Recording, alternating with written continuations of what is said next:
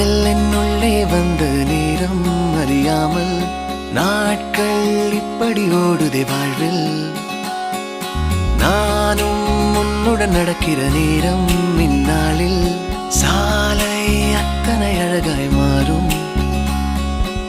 என் வீட்டை திடலாக்கி விளையாடும் பறவை போல் மனதின் உள்ளே வந்தாடுவதாரோ. என் சுவாசாரையாகி என்னை தாங்கும் உடலாகி உயிர் வாழ கூட்டிச் செல்வது யாரோ.